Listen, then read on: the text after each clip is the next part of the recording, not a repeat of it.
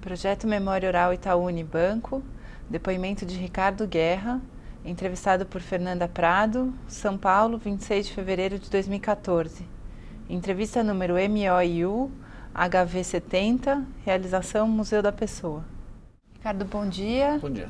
Primeiro eu gostaria de agradecer por você ter aceitado o convite para essa entrevista. Obrigado a vocês. E para a gente começar, eu queria que você falasse para a gente o seu nome completo. Ricardo Ribeiro Mandacaru Guerra. Fala pra gente então agora a data e o local do seu nascimento. Eu nasci dia 28 de agosto de 70 em São Paulo. E o nome dos seus pais, qual é? Meu pai é José Mandacaru Guerra, minha mãe é Maria Antonieta Ribeiro Mandacaru Guerra. E fala pra gente da origem da família. Onde que vieram seus pais? Minha família é de Minas. Meu pai veio do norte de Minas, em Diamantina. A família dele toda é de lá, na verdade, durante gerações. A família do meu pai tinha uma fábrica de tecidos em Diamantina durante muitos anos. E quando ele era criança, a fábrica quebrou. E aí o meu avô teve que vir com os filhos para São Paulo. Meu pai veio pequeno com os irmãos ainda para cá. E aqui eles cresceram. Eram 3 filhos, cada um fez uma faculdade. Um fez medicina, outro direito, outro engenharia. Meu pai era engenheiro da família. A minha mãe também é de Minas, mas ela é do sul de Minas, de Alfenas. Também veio para cá criança, com alguns meses de idade. O pai dela era dentista e veio abrir consultório aqui em São Paulo. E também cresceu aqui e meus pais se conheceram em São Paulo. Tá aí. Fala pra gente da atividade deles, né? Então, o que seus pais faziam? Meu pai, ele foi engenheiro. Ele trabalhou muitos anos na Poli, ele dava aula na Poli. Acho que ele deu aula na Poli durante 30 anos, se não me engano, engenharia civil de cálculo de estrutura. Trabalhou no escritório de cálculo de estrutura, que hoje é dos meus irmãos. Trabalhou também muitos anos com isso, uns 40 anos com esse escritório. Então ele construiu muita coisa aqui em São Paulo, calculando. E ele também ele era engenheiro-chefe da Caixa Econômica Federal, aqui em São Paulo. E a minha mãe é professora. Ela fez neolatinas, foi professora de português, matemática para primário e ginásio durante muitos anos em escola e depois dando aula particular. Quando os filhos começaram a crescer, ela dava aula particular em casa. Tá, então pelo jeito você tem irmãos. Tenho, somos 5, sou o mais novo de 5. Então conta pra gente como é que foi sua infância, né? Você é o mais novo de 5, como é que era a sua casa, o que você se lembra desse período de pequeno? Tá, eu como boa família mineira, todo mundo cresce junto, né? Então minha família sempre foi uma família super unida, super próxima. E eu sou muito mais novo do que meus irmãos, eu sou 8 anos mais novo do que o meu irmão mais próximo, sou 17 anos mais novo que o meu irmão mais velho. Então o pessoal brinca que eu tive 6 pais, né? Porque todo mundo ficava cuidando de mim, eu era a única criança correndo pela casa, todo mundo já era adolescente ou adulto dentro de casa. Então eu fui muito privilegiado nesse sentido, eu sempre fui muito bem tratado, muito mimado, né? Muito bem cuidado. E minha família sempre foi uma família muito carinhosa, com muito pouca briga, muito pouco atrito dentro de casa. Então eu cresci num ambiente de muita harmonia, de muito amor mesmo, de muita cooperação, eu diria, né? Vivi assim durante boa parte da minha infância e boa parte da minha adolescência também. Eu comecei a entender o que era o mundo de verdade, mas quando eu entrei na faculdade, que até então eu vivia quase que dentro de um ambiente onde a gente trazia as pessoas para dentro de casa. A casa da minha mãe era grande, na aclimação. Ela sempre incentivava todos os filhos a trazer os amigos para casa, então eu trazia meus amigos, meu irmão trazia uns amigos. Sempre tinha 15 pessoas dentro de casa, eu não lembro da minha casa vazia em momento nenhum. Então a gente sempre viveu num ambiente muito gostoso nesse sentido. E o que você gostava de brincar, assim? Quais eram suas brincadeiras favoritas? Sempre brinquei fora de casa. Sempre brinquei de tudo que você pode imaginar. Tinha um quintal grande em casa, brincava de futebol, brincava de bolinha de gude, brincava de esconde-esconde, pega-pega. Meu pai construiu uma casa na praia quando eu era criança. A gente ia muito pra praia, brincava na praia, brincava de jogar taco, brincava de jogar vôlei. Sempre foi uma pessoa de áreas externas, eu diria. E você chegou a conhecer seus avós? Conheci minha avó, uma avó. Na verdade, eu conheci 2 avós e um avô. Mas o pai do meu pai faleceu antes de eu nascer. O pai da minha mãe faleceu quando eu tinha uns 4 anos, tenho alguma memória dele. Mas as minhas 2 avós eu convivi bastante. A mãe do meu pai morava com a gente. Ela faleceu, eu tinha uns já 20 anos, mais ou menos isso. E a mãe da minha mãe também era vizinha nossa, ela faleceu, devia ter uns 25, alguma coisa. Então eu convivi bastante com as minhas avós, principalmente. E como é que era o cotidiano na família, né? O que ficou marcado dessa convivência familiar? Se tinha algum momento de encontro, se vocês costumavam jantar junto, como é que era? Uhum. Na verdade, a gente tinha muitos momentos de encontro. A gente sempre, a vida inteira, até eu sair de casa, acho que a gente, na maioria das vezes, almoçava e jantava junto, porque os meus irmãos todos são profissionais liberais, né? Eu tenho uma irmã médica, uma psicóloga e 2 irmãos engenheiros. E todos trabalhavam do lado da minha casa. Os meus 2 irmãos trabalhavam com meu pai, no escritório de engenharia, e minhas 2 irmãs têm consultório também que é vizinho de casa. Uma consultória de psicologia e outra consultória de dermatologia. Então tá sempre todo mundo almoçando em casa, sempre todo mundo convivendo em casa, né? Até as pessoas começaram a casar e sair de casa. Aí a gente, mesmo assim, elas vinham trabalhar e a gente almoçava junto, né? E fim de semana tava todo mundo junto, porque ou ia pra praia, ou ia fazer alguma coisa junto, ou combinava alguma viagem. A gente sempre foi muito próximo na família. Então, minha lembrança é sempre de muito convívio, né? Até hoje, na verdade. Eu hoje estou com 43, eu saí de casa com 30 anos para estudar fora. Depois eu voltei para São Paulo uns anos depois e acabei indo morar sozinho, depois eu casei. Mas até os 30 anos eu fiquei em casa. E durante esses 30 anos eu me lembro de um convívio intenso, assim, de estar sempre junto dos meus irmãos, sempre fazendo coisas juntos, tem sempre alguém perto. Jamais me lembro de ter uma casa vazia que não tivesse com alguém perto. E qual a sua primeira lembrança da escola? Minha primeira lembrança da escola é traumática. A minha mãe, como era professora, eu tive uma educação em casa. Então eu não fiz nem jardim nem pré-primário, eu fui alfabetizado em casa. E aí eu fui para a escola na primeira série. E como vivia muito dentro de casa, com todo mundo em torno, tinha muita gente conhecida, minhas avós, amigos, irmãos e tal. Quando eu tive que ir para a escola, eu não queria ir jamais, assim, eu não queria sair, não queria.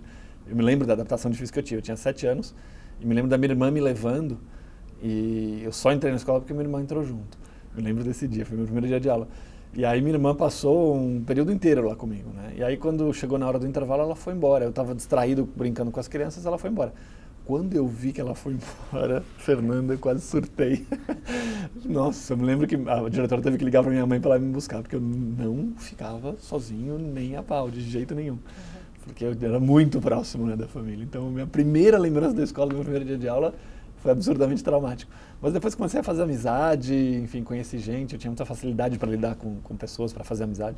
E aí eu adorava, eu não queria sair mais da escola, eu queria estar lá o tempo todo, eu queria levar meus amigos para casa, eu queria fazer coisas com a escola, fiquei amigo do professor, fiquei amigo da diretora, gostava de mim.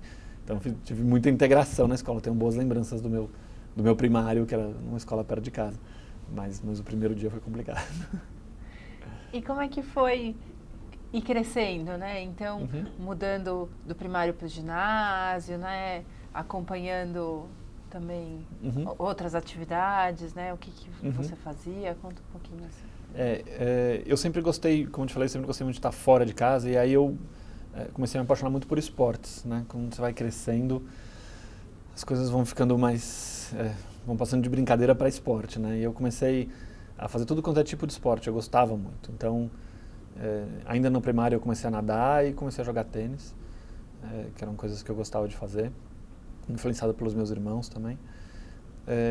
E depois, na medida que eu fui ficando mais velho, eu comecei a levar os esportes um pouco mais a sério, então comecei a praticar handball, comecei a jogar vôlei ainda no colégio. E eu estudava muito também, minha família é muito acadêmica, né? Todo mundo dá aula, todo mundo estuda, tal, meus irmãos estudaram em escolas boas, tal, e minha mãe acompanhava muito de perto os nossos estudos e exigia muito que a gente estudasse muito. Então, na quinta série eu fui para o Bandeirantes, que na época era a melhor escola de São Paulo, ainda uma escola boa, o nível de exigência do estudo lá era super alto, e minha mãe exigia mais do que o próprio colégio, né? Então eu estava o tempo todo, ou eu estava estudando, ou eu estava com algum amigo meu, ou eu estava fazendo algum esporte. Né? O Bandeirantes em si não incentivava tanto esporte, ele incentivava mais estudo, e o esporte era quase que pro forma. Mas eu fazia esporte fora, fazia natação fora, fazia tênis fora.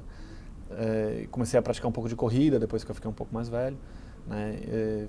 Tentei um monte de modalidades diferentes, nunca fui profissional nem nada disso, mas eu adorava fazer esporte. E andava com amigos que faziam esporte, né? Me aproximei de pessoas que faziam esporte. Então minha vida, sei lá, da quinta série até o colegial, sempre foi muito centrado em torno disso, né? Muito estudo, muita dedicação para a escola em si. A academia sempre foi muito forte em casa, como eu falei. E também, nos tempos vagos, fazendo algum tipo de esporte. E sempre gostei muito de ir para a praia. Cresci aprendendo a curtir praia, né? Porque desde criança eu ia. Então, passei esses anos de escola, todos os feriados, férias, tudo que você pode imaginar. Dava um tempinho, a gente ia para Ubatuba, eu com os meus amigos. Ficava em casa 3 meses nas férias, passava feriado. Minha mãe ia e voltava, a gente ficava sozinho em casa. Era uma praia que era longe da cidade, tudo rua de terra, cheio de família. Então a gente acabou fazendo amizade com um monte de gente na praia. Então tinha uma turminha lá de umas 50 pessoas que a gente andava as férias inteiras. Ficava jogando bola na praia, andando com o pessoal. Era uma diversão, um tempo bom. Tá certo. E como é que foi a sua escolha da carreira, né? A escolha da faculdade, quando chegou o momento de escolher o que fazer, né? Como é que foi isso? Eu, por acho que acaso da vida, acabei escolhendo antes. Quando eu entrei no colegial, era 1985, estava começando a ter, a microinformática estava chegando no Brasil, né? Então, na verdade, chegou antes profissionalmente, mas para o uso pessoal estava chegando naquela época. E eu me lembro que meu irmão ele trabalhava com meu pai já, e ele comprou um computador para o escritório. E eu me apaixonei por aquilo, falei, nossa, que legal. E fui fazer, no colégio, no Bandeirantes, tinha curso de extensão em programação. E aí eu falei, nossa, eu quero aprender esse negócio. E me apaixonei por computação. E fui fazer curso de computação, fiz vários no primeiro, no segundo, no terceiro colegial, fiz vários cursos disso, de programação em Pascal, em Basic, em várias linguagens. Na época, a gente fazia joguinho, eu tinha uma turma de amigos que todo mundo gostava e a gente virou meio fuçador, né? A gente chamava de micreiro na época. A gente comprava placa, trocava placa de computador, aprendia a fazer software de baixo nível, que chama, né? Que é quando você programa para mexer no computador em si. Então a gente ficava descobrindo como é que fazia para reprogramar a tecla do teclado. Só bobagem, mas que é coisa de menino, né? Você quer ficar descobrindo como é que as coisas funcionam. E aí a gente mexia em um monte de plataforma diferente. Na época tinha TK-85, CP200, PCXT, tinha Unitron da Apple. Enfim, uma série de tecnologias diferentes que a gente mexia. Eu tinha um grupo de amigos que a gente fazia isso bastante. Então eu não tive muita dúvida, eu queria trabalhar com isso, eu sabia que era isso que eu ia fazer, eu adorava o assunto. Mas quando chegou a hora de prestar vestibular, a ciência da computação ainda naquela época não era uma disciplina, não é que não era reconhecida, ela existia, mas sendo bem sincero, eu venho de uma família super tradicional, que na cabeça dos meus pais era assim, você vai ser ou médico, ou advogado, ou engenheiro. Qualquer coisa fora disso, você vai ter problema na sua carreira, você não vai ganhar dinheiro, era uma visão diferente que tinha na época. Então eu acabei misturando as duas coisas. O que eu fiz? Eu prestei engenharia civil, até prestei mecatrônica também, para automação, mas acabei fazendo engenharia civil, com o objetivo de automatizar o escritório do meu pai. Falei, não, eu vou aprender civil, que era o que ele fazia, e vou usar a computação para eletronizar o escritório do meu pai, porque ele calculava tudo na calculadora, não tinha nada de software para engenharia em si. Né? Aí foi muito curioso, porque eu entrei na civil, comecei a cursar, e comecei a desenvolver algumas coisas para o escritório, mas você vai aprendendo com a vida, né? Descobri que depois de um ano que eu estava na civil, eu podia ficar desenvolvendo 10 anos que eu não ia chegar num nível de excelência de softwares de mercado que existiam para cálculo de estrutura. E eu fui descobrir que existiam softwares de cálculo de estrutura depois que eu estava na faculdade. Né? E aí eu cheguei para meu irmão e falei, cara, ó, compra isso aqui, você está bem resolvido com isso, me esquece, eu não vou automatizar o teu escritório porque eu só vou te atrapalhar. Né? E aí eu já estava lá pelo segundo ano da Poli, gostava do curso de civil, e também tinha essa cabeça de que eu precisava ter uma base forte de engenharia para eu poder trabalhar. E terminei o meu curso de engenharia, mas quando eu me formei eu fui trabalhar com computação, era o que eu gostava, né? E eu fui, de fato, investir na minha carreira naquilo que eu curtia de verdade. E aí, na hora de procurar minha carreira, eu fui procurar onde é que eu podia aprender profissionalmente computação, porque eu sabia de forma caseira, né? Sabia aquilo que eu tinha estudado na escola, na faculdade e por prática minha. Mas nunca tinha trabalhado profissionalmente com o assunto. Tinha feito um estágio ou outro. E na época, pesquisando, muita gente me falou, não, você tem que trabalhar em banco, porque banco é onde existe o grande capital intelectual de computação no Brasil. E aí eu tive uma oportunidade no Itaú e acabei entrando. Entrei aqui em 93 para trabalhar com computação, que era a minha grande paixão na época. Era o que eu gostava. E conta assim um momento marcante desse período de faculdade, de estar descobrindo a engenharia e começando a procurar mesmo o que queria fazer, de profissão. Eu acho que eu tive vários momentos marcantes. Na verdade, eu acabei me apaixonando muito pela engenharia também. Me lembro de vários momentos na escola onde a gente visitava obras super interessantes de usina hidrelétrica e de grandes fundações de prédios enormes, tal, que era um negócio super legal de descobrir mesmo, né, de você ver, puxa, que coisa diferente que existe. Mas eu não acho que a minha grande descoberta foi dentro da área acadêmica. Eu acho que minha descoberta ao longo da faculdade foi mais de vida mesmo, foi mais de abertura para o mundo, né? Eu comecei a fazer estágio uma época numa empresa de computação de cálculo de estrutura também, parecida com o meu pai, mas era uma tecnologia diferente que eles utilizavam, um método diferente que eles utilizavam. E a verdade é que nessa época eu comecei a ver como que as empresas se organizavam, como que o mundo corporativo funcionava, como que a economia funcionava, coisas que, acredito ou não, eu não tinha ideia até os meus 20 e poucos anos. Eu era absurdamente interiorano vivendo em São Paulo, né? A vida para mim era uma vida técnica. Minha família era técnica, né? Seja na medicina, seja na engenharia, seja dando aula. Minha família era uma família que não pensava lucro, não pensava organização, não pensava corporação, né? E eu comecei a aprender sobre isso estando na escola. E acho que isso foi uma coisa que me mexeu bastante e eu fui perceber que eu não tinha um conhecimento importante para sobreviver no mundo, né? Tanto que eu resolvi prestar faculdade em administração quando eu estava na Poli. Ainda emendei uma na outra, fui fazer fé à noite, porque eu percebi que eu não sabia nada disso. E percebi que minha família também não sabia. Meu pai administrava o escritório com base no instinto. Não tinha formação acadêmica nenhuma administrativa para organizar o escritório. Tanto que meu pai jamais teve algum tipo de disciplina administrativa. Ele sempre foi, para cobrar preço, ele cobrava dos amigos, ele cobrava 1/3 do que precisava cobrar, jamais soube se o custo era maior do que a receita, nunca olhou para esse tipo de coisa. Estou falando do básico do básico. Ele tinha uma cabeça muito focada na engenharia em si, no prazer profissional, né? Então, acho que essa foi uma grande virada que eu tive durante a faculdade. Foi me apresentar para o mundo mesmo, olhar e falar assim, está faltando um monte de ferramenta para eu poder sobreviver, né? Então acho que isso foi um grande aprendizado que eu tive. Acho que com as pessoas na escola, com os estágios que eu fiz, né, com mais exposição para o mundo mesmo, né, que eu passei a ter na medida que você vai entrando na vida adulta. E como é que foi a entrada em 93 aqui no banco, né? Em que período foi isso? Você já tinha terminado a faculdade? Uhum. Como é que foi? Eu tinha me formei em dezembro do ano passado, de 92, né, do ano anterior. Uhum. Fiz entrevista ainda no final de 92, combinei que eu entraria aqui em fevereiro, ou algo assim, acho que eu entrei dia 10 de fevereiro, se não me engano. Eu adorei de cara, eu me identifiquei, foi muito curioso. Fiz amizade muito rápido com as pessoas.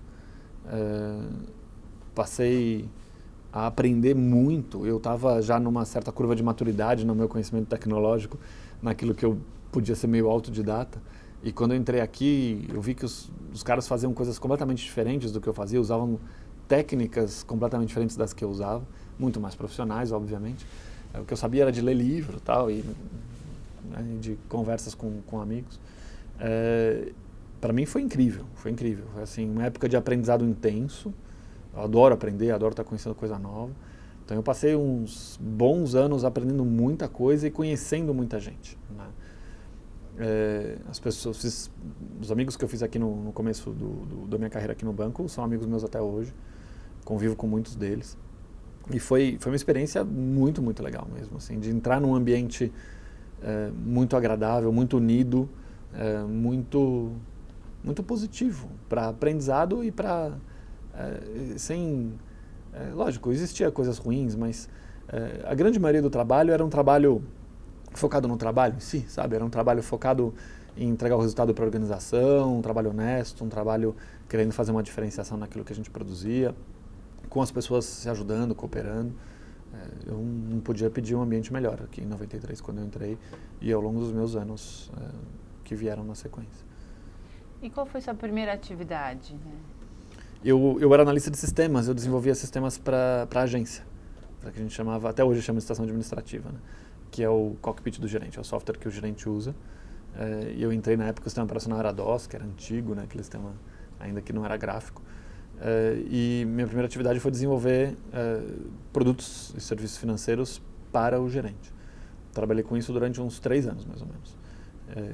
Também uma época muito legal, porque a gente não só desenvolvia a transação em si, o produto financeiro, mas a gente desenvolvia todo o aparato tecnológico daquela estação, né? Então era super interessante, porque eu conseguia aprender muito sobre várias tecnologias em torno da computação, né? Como é que você faz para imprimir um relatório, como é que você faz para fazer uma transação via linha de escada com o mainframe, como é que você faz para utilizar a interação com o vídeo da melhor forma. Então não era só a questão financeira da transação, né? Mas tinha um monte de questões tecnológicas que eu aprendi que eu não conhecia na época, então isso foi muito interessante.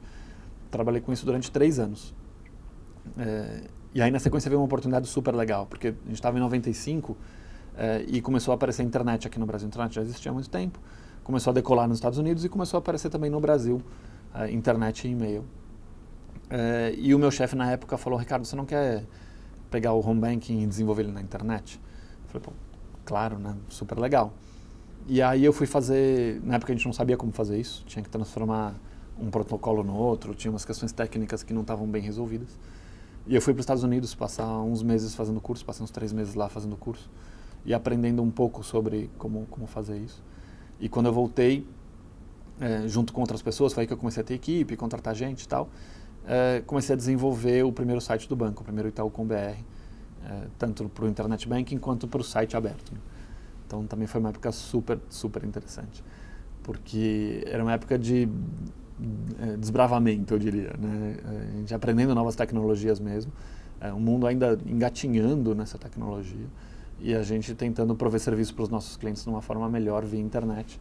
E as pessoas no Brasil aprendendo o que era internet, um monte de business plans que a gente fazia dentro do banco, onde a gente imaginava resultados em diversas áreas de business to business, business to consumer, diferentes áreas onde a gente imaginava ter resultado com a internet. Algumas vingaram, outras não, né? Mas foi uma época de muito aprendizado.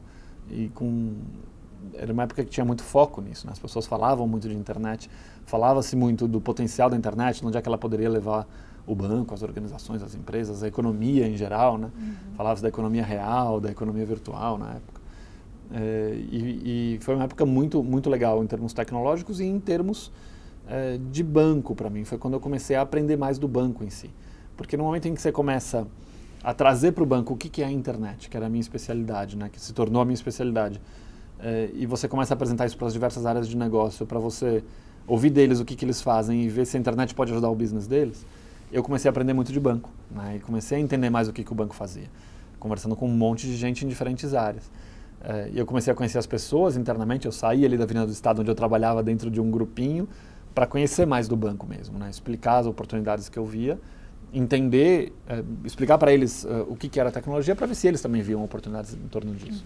Então foram anos de aprendizado, não só tecnológico, mas também de aprendizado para nível banco para mim, para entender como que um banco funciona, para entender o que era a empresa que eu trabalhava efetivamente, né? Porque eu passei bons anos aqui como se eu trabalhasse numa empresa de tecnologia no começo.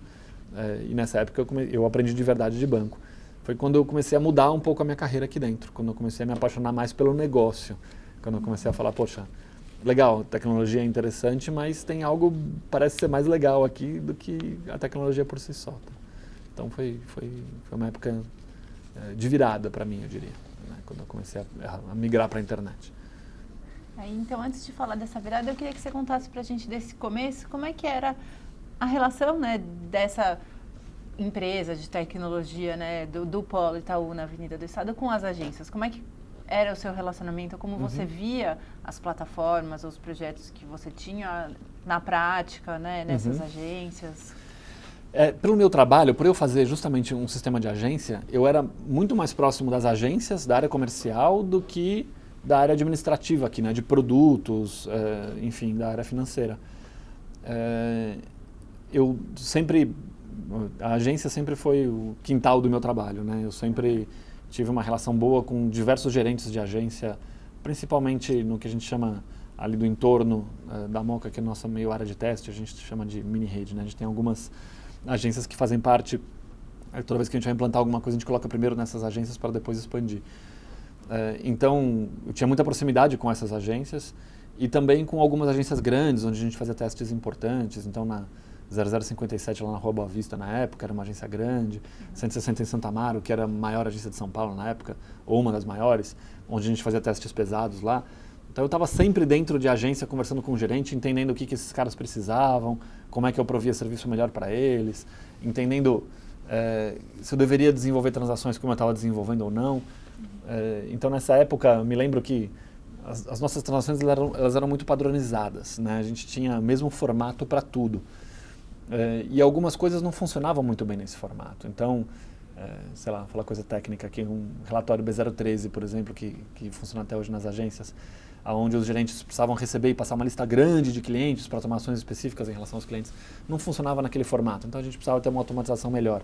Então, a gente ia até as agências, entendia o que os caras precisavam e meio que abandonava a nossa plataforma básica ali, onde a gente fazia a grande maioria das coisas e desenvolvia algo específico para que funcionasse de forma mais produtiva para os gerentes. É um exemplo de um projeto que a gente fez na época.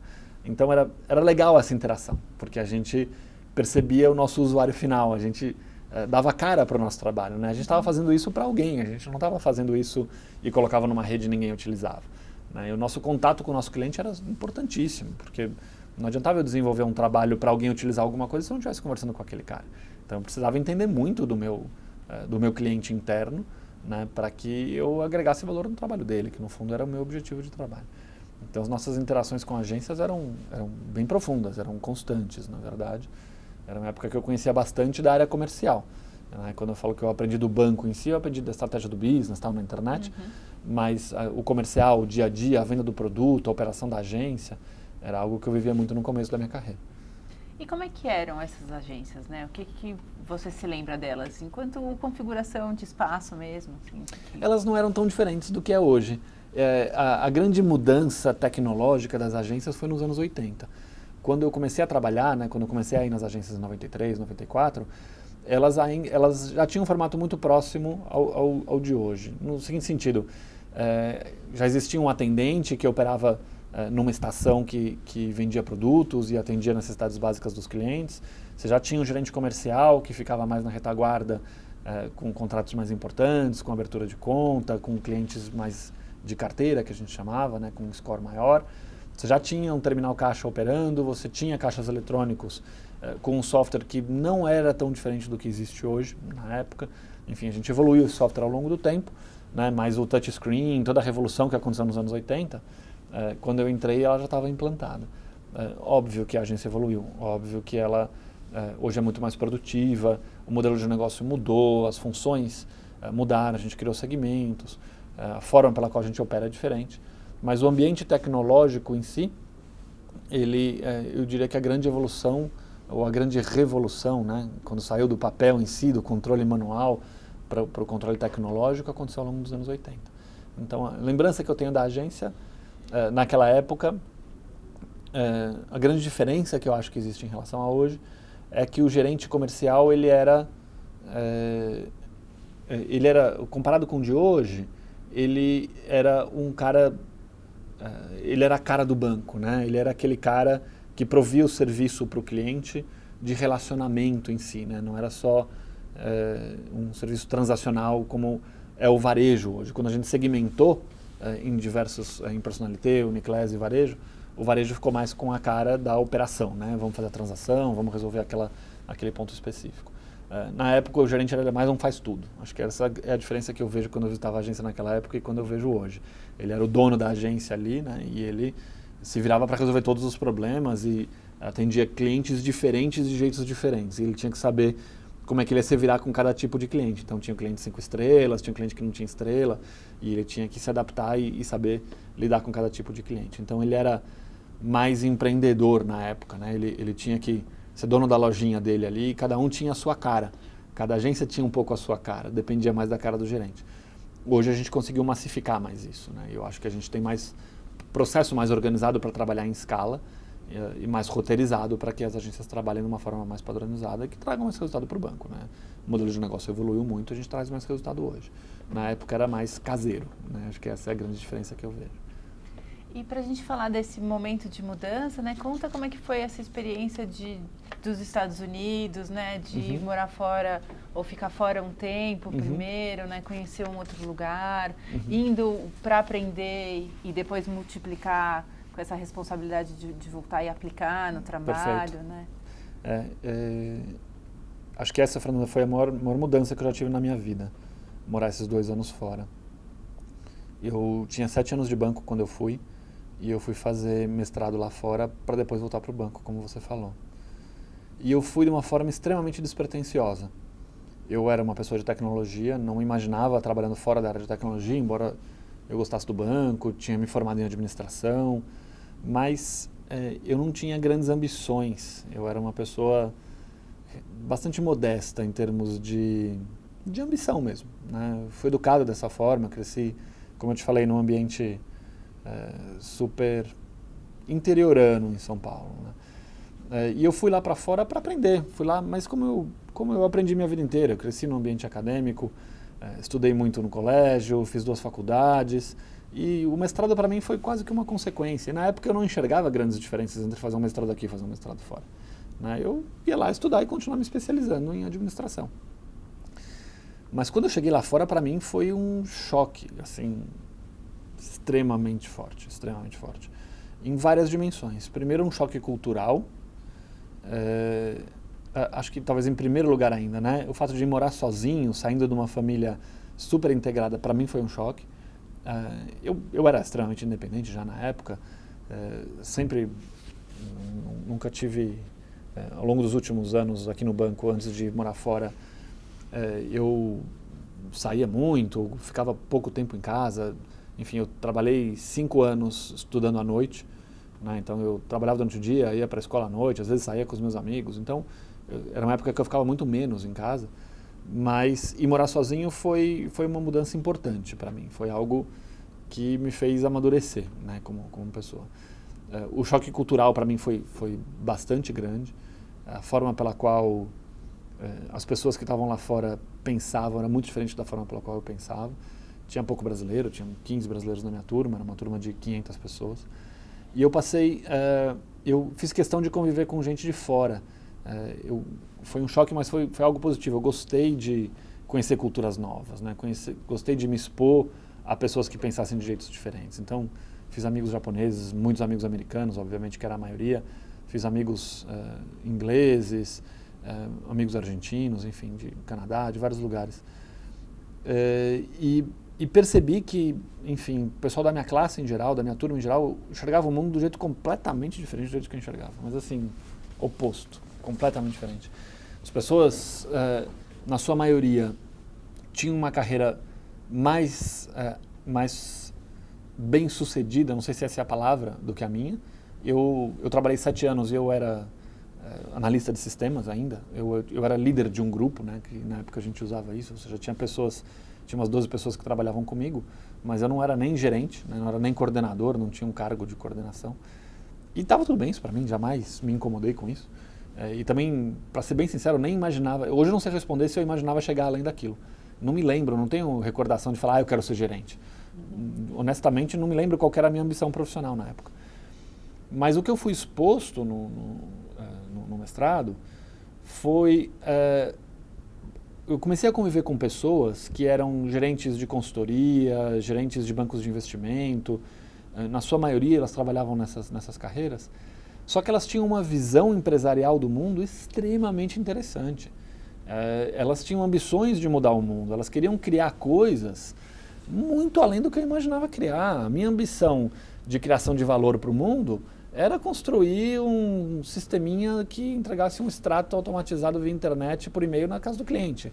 Essa era a minha ambição mais recente quando eu fui para o MBA, né? Lógico, eu fazia sistema de compra e venda de ações, fazia coisas maiores, mas era muito em parceria com o negócio. As minhas ambições profissionais pessoais, as minhas idealizações, eram muito tímidas. E quando eu passei a conviver com esses caras, eu falei, nossa, né, como eu tô para trás na minha cabeça. Mas não foi um negócio muito consciente, foi muito inconsciente, eu fui percebendo isso ao longo do tempo. Foi engraçado que assim que eu cheguei, a gente entrou numa competição que chamava um Case Contest, né, que uma empresa de consultoria promovia uma competição de casos, e você montava um grupo com 5 pessoas e resolvia o caso, e outros grupos também resolviam aqueles casos. Depois se apresentava para uma banca de examinadores e eles elegiam qual era a melhor resolução do caso.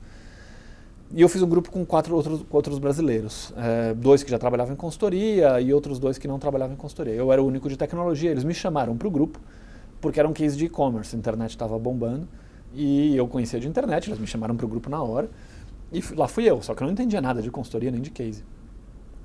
E foi super legal, porque peguei uns caras bons no grupo, e a gente acabou indo para várias fases. A gente ganhou a primeira fase dentro da própria escola, depois a gente ganhou a fase regional com a Universidade de Chicago, e a gente foi para a final americana. E a gente acabou perdendo a final americana e não foi para a final mundial. Mas a gente passou por várias fases nisso, né? E a gente acabou resolvendo vários casos juntos. E eu pude conviver profissionalmente com essas pessoas, porque no fundo era um trabalho profissional que você estava fazendo ali como se fosse na tua empresa.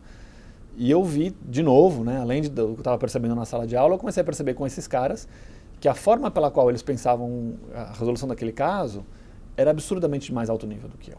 Era um caso onde você tinha que montar uma solução de e-commerce para prover serviços para cliente, né, via internet, e eu pensava no âmbito tecnológico, e eles pensavam, não, peraí, que valor que eu quero entregar para o cliente? Como é que eu vou ter receita nisso aqui no final do mês?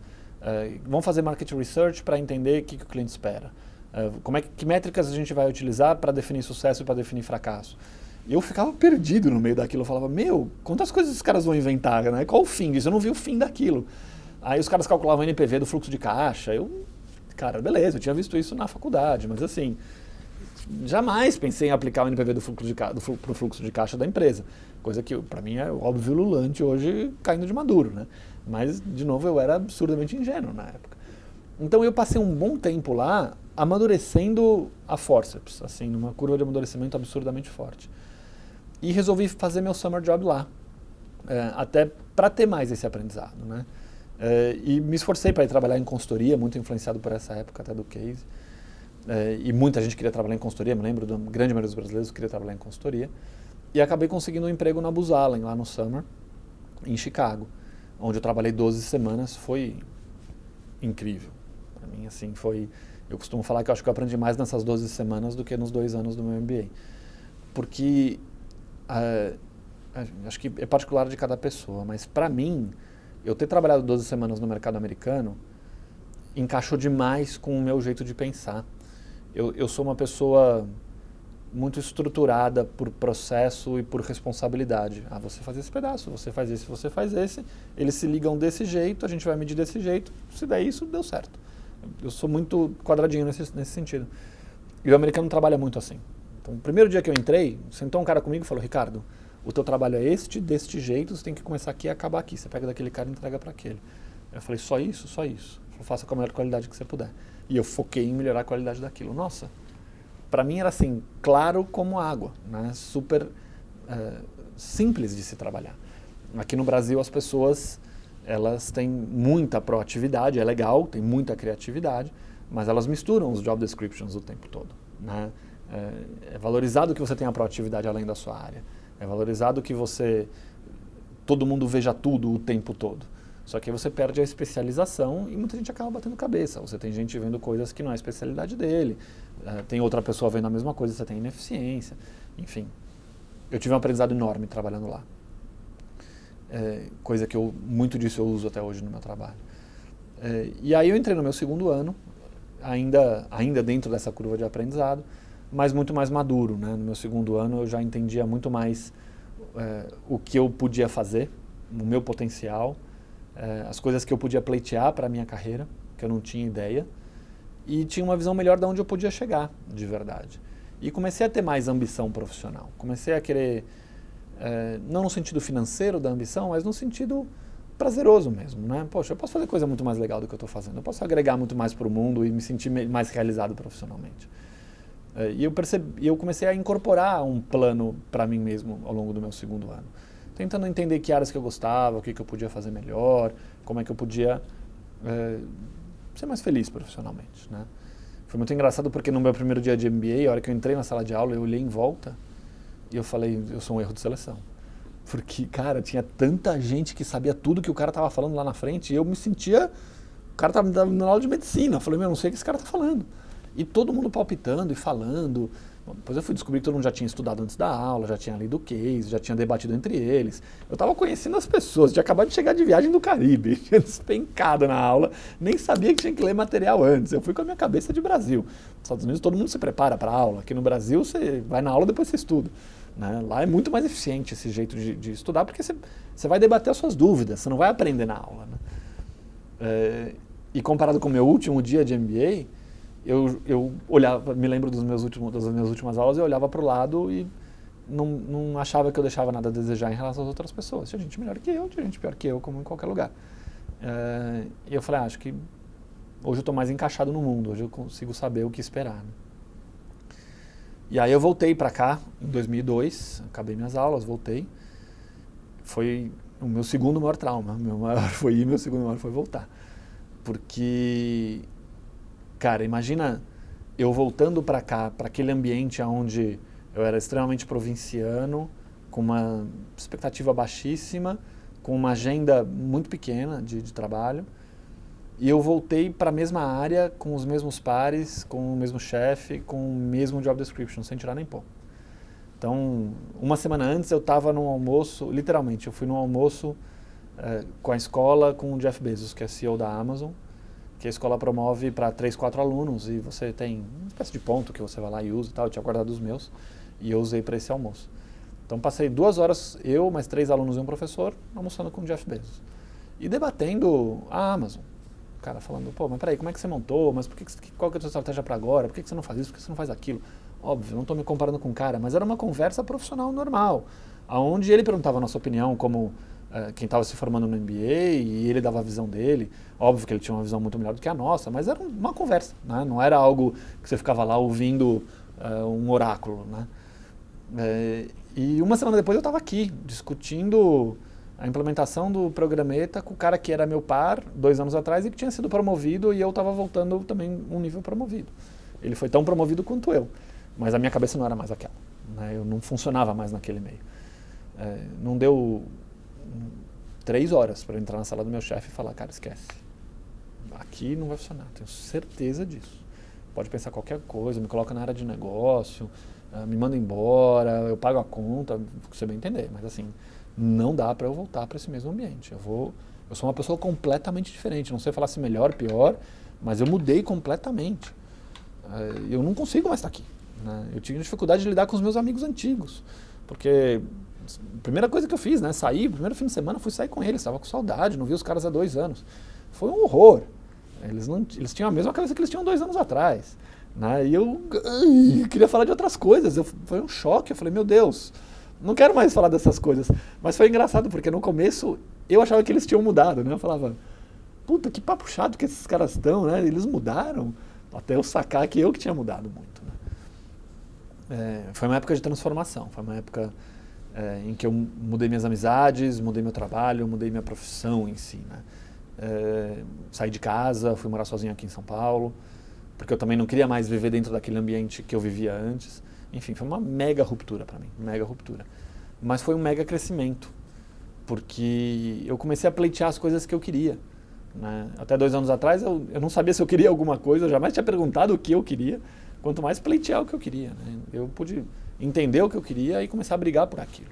Muita coisa eu consegui, muita coisa eu não consegui, mas eu comecei a ter mais voz para mim mesmo, né? Levar em consideração o que era importante para mim, que eu acho que eu acabei perdendo ao longo dos anos. Né? Eu acabei entrando no piloto automático dentro do banco nos primeiros anos. Eu gostava de tecnologia, gostava daquilo que eu estava fazendo, eu estava me sentindo bem e jamais questionei se podia ser melhor. Estava tudo certo, não tinha problema nenhum. E provavelmente se eu não tivesse ido para fora, eu estava fazendo alguma coisa parecida até hoje, né? Porque eu não tinha um problema com aquilo. Eu só percebi que eu podia fazer coisas muito melhores do que as que eu estava fazendo e muito mais legais do que as que eu estava fazendo. Então foi meio isso nessa época. E como que surgiu essa proposta de ir para fora e de fazer o mestrado, né? Como é que foi isso? Porque no fim a gente pulou um pedacinho, né? Teve a parte do primeiro site do banco, Isso. Os primeiros trabalhos com internet. Na verdade surgiu, foi uma conversa meio de duas vias aí. Eu sabia que existia o programa do banco, eu estava me formando na FEA e eu precisava fazer mestrado, bem com a minha programaçãozinha lá da minha família de que eu tinha que continuar minha vida acadêmica, né? E algumas conversas que eu tive com alguns amigos, o pessoal falou, cara, vai fazer fora porque é outro nível, não dá para comparar, não dá para comparar, não dá para comparar. Eu comecei a olhar mestrado aqui e vi que a maioria dos mestrados ou eram acadêmicos, para você ser mestre mesmo, e aí você tem que dar aula, e aí você acaba ocupando o tempo do seu dia, né? E normalmente quando você vai fazer um mestrado e um doutorado aqui no Brasil, você tem que se dedicar a isso, ou você vai fazer uma pós-graduação, aí você consegue fazer à noite. Mas eu fui olhar, me lembro na época que eu fui olhar a SEAG, por exemplo, da GV, que era das melhores na época, e o currículo era muito parecido com o que eu tinha feito na graduação, só que em 2 anos e não em 5, né? Eu não comecei a não achar nada que me interessasse de verdade. Eu não queria fazer mestrado em engenharia ou em computação. Eu estava muito mais para a administração. E aí passou a fazer muito sentido fazer um MBA fora, porque eu falei, cara, eu sempre tive a ambição de fazer as melhores escolas, os melhores cursos. E comecei a conversar isso com o meu chefe. Na época ele falou, não, eu estava mesmo querendo te indicar para o programa do banco. Todo ano a gente manda 5 a 10 pessoas para fora e acho que você tem perfil para isso. Só que eu não quero que você vá agora. A gente está começando a internet, estamos fazendo coisa aqui que eu preciso de você, você está capitaneando essa transformação aqui dentro do banco. Não posso abrir mão de você nesse momento. E aí ele me enrolou 1 ou 2 anos, acho que durante 2 safras lá, né? A primeira a gente teve a primeira conversa, a segunda que era para eu aplicar, ele pediu para eu esperar de novo. E aí acabei aplicando em 99 e comecei o meu mestrado em 2000. Então a gente acabou juntando as duas coisas, né? Eu naturalmente acabei caindo para ir para um MBA por uma questão muito mais acadêmica do que qualquer outra coisa, né? De excelência acadêmica mesmo. E como o banco tinha o programa, eu acabei tendo essa conversa e meu chefe também queria me colocar nisso. Então a gente acabou juntando tudo e eu acabei indo para lá pelo banco, acho que juntando os 2 motivos, né? Juntando a minha vontade pessoal e a vontade do banco. E como é que foi desenvolver, estar junto com a equipe que desenvolveu o primeiro site do Itaú, né? O que tinha nele, né? Como é que foram esses primeiros desafios, né? De se trabalhar com a internet, se tinha algum preconceito, medo, né? Como é que era? Não tinha preconceito.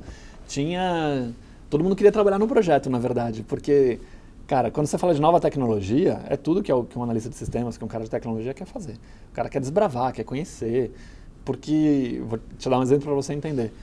Quando a gente começou a desenvolver a primeira internet, a gente precisava fazer com que a transação que roda na casa do cliente chegasse lá no mainframe, lá no sistema produto, né? Então, você precisa rodar o extrato, por exemplo, isso precisava sair do ambiente da internet, entrar dentro do banco e chegar no mainframe. Essa mudança de protocolo, que a gente chama, né, de linguagem de comunicação, entre a internet e o mainframe, era uma mudança que não era trivial, não existia um produto no mercado que você ia lá e colocava. Então a gente tinha que descobrir qual era a linguagenzinha ali, né, ou a sequência de dados, vamos dizer. E aí o nosso trabalho era colocar monitor de linha mesmo. Imagina que você pega um cabinho de comunicação, abre ele no meio, coloca um monitor no meio, espeta ele dos 2 lados e tem uma tela que você vê o que está passando no meio, efetivamente. Quais são as letrinhas e numerinhos que estão passando no meio. E você vê um monte de grego ali, né? AXY4, 2HZ, tudo passando. E você precisa deduzir o que é aquilo, sabendo um pedaço e não sabendo o outro. Então é um trabalho quase que de quebra-cabeça ali, né? De você entender o que é esse protocolo e falar, entendi, então espera, deixa eu digitar isso aqui, ver o que acontece. Voltou erro. Puta, voltou erro. Então vamos digitar desse jeito. Agora deu certo. Por que deu certo? Não deveria. A conversa vai muito em torno disso. Que é, assim, perguntar para qualquer pessoa técnica, é uma delícia fazer, porque você está descobrindo como que as coisas funcionam, você está implementando de fato algo, né? Esse trabalho de descoberta é muito legal. Quem é técnico normalmente não gosta de ficar fazendo a mesma coisa a vida inteira. Então era um trabalho onde todo mundo queria trabalhar com isso. Só que tinha pouca gente dentro do banco que conhecia disso. Então a gente acabou trazendo muita gente de fora na época. Fiz um monte de contratação errada, não sabia contratar, faz parte de aprendizado, né? Fiz algumas certas. E a gente tinha um grupinho ali de umas 5, 10 pessoas que estavam aprendendo e desbravando aquele mundo. E quando a gente aprendeu o básico, né? Legal, já funciona o básico, aqui a gente já pode colocar esse serviço no ar. Aí a gente começou a ter ideia para tudo quanto é lado e meu chefe era um cara super criativo e que tinha muita conexão com o banco. Era o Arnaldo na época, o superintendente, e ele falou, beleza, está funcionando? Tá. E ele começou a vender aquilo para o banco inteiro. E começou a vir demanda de tudo quanto é lado. Então, a primeira coisa que a gente colocou no ar, obviamente, foi o site, a Home Itaú.com.br, que é uma pagininha só com texto. Mas logo na sequência a gente colocou o Internet Banking, foi o nosso primeiro projeto, com funções básicas de saldo, transferência, pagamento de conta, extrato. E a gente começou a abrir para outros projetos. A gente começou a desenvolver compra e venda de ações, o Itaú Trade a gente começou a fazer ele rápido. A gente começou a fazer site de relação com investidores, que era bastante importante na época, ainda é até hoje, mas desde o começo o banco percebeu a importância de ter um site de relação com investidores para comunicar resultado e se comunicar mesmo com os investidores do banco. A gente começou a fazer sites mais de infraestrutura que eram importantes para o funcionamento da internet, então a gente colocou ferramenta de métrica para a gente entender onde que as pessoas clicavam, por que elas clicavam, como é que a gente melhorava a click-through, como é que coloca essa figura que acontece, coloca aquela que acontece.